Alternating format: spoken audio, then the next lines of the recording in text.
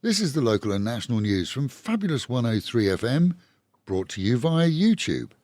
And it would be fabulous if you subscribed to our YouTube page, with the promise in the future that at different times we'll have subjects that are only available to those who subscribe. So please, subscribe to our YouTube channel. It's easy. Click the subscribe button.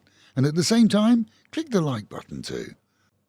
AIS, known as one of the most popular Thai mobile phone providers, has notified the stock exchange of its intention to purchase the 3BB broadband service for a planned 32.4 billion baht. The takeover would see AIS's customer base massively expanded and an ability to compete well with DTAC, which is in the process of acquiring True. Just a handful of mobile phone providers serve Thailand, and it's expected that high-speed internet will rapidly be made available to rural areas in a cableless service, which will cost the provider less and keep it affordable to new customers. With Thais more and more dependent or even addicted to phones and apps, viewing of online content and movies has increasingly become a way of life.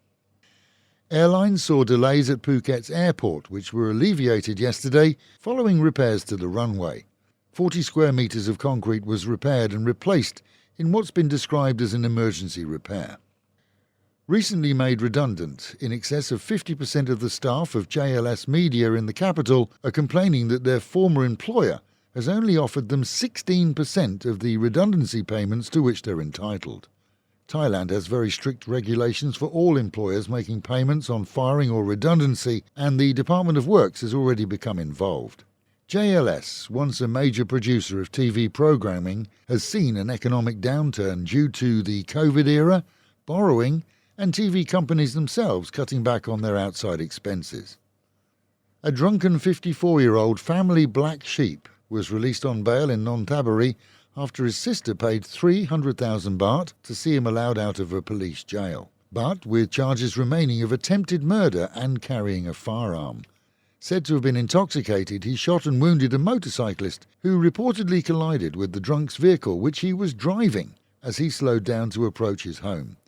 His sister told the media that he's normally a nice guy and didn't need to fire the gun.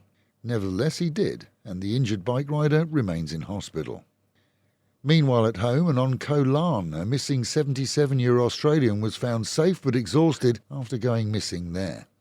A mass search carried out by several dozen volunteers and police went into effect after he was reported missing after a trek across the island, which is governed by Pattaya. Following a 3-hour search, he was discovered lost but sitting quietly, tired and thirsty. After medical checks, he was due to be released from care. However, mental issues have not been addressed. Some 11 suspects arrested in a Chonburi raid on an online gambling operation remain in police jails as of this morning. This after arrests that took place last week. It seems that the big boss was nabbed first, and he, freely, led police to the other locations he operated, seeing his team all duly nabbed. How big? Well, police reports indicate that they were working with 100 million baht.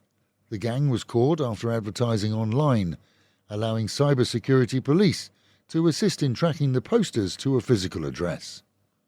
And with the Met Office promising highs today of 31 dropping down to 26, telling us to expect an overcast and windy day. Local and national news today from Fabulous 103 FM and Fabulous Pattaya Media Group. And to get a notification every time we release another bulletin or program, like and subscribe to our channel, Fabulous Pattaya Media Group, by using the link below.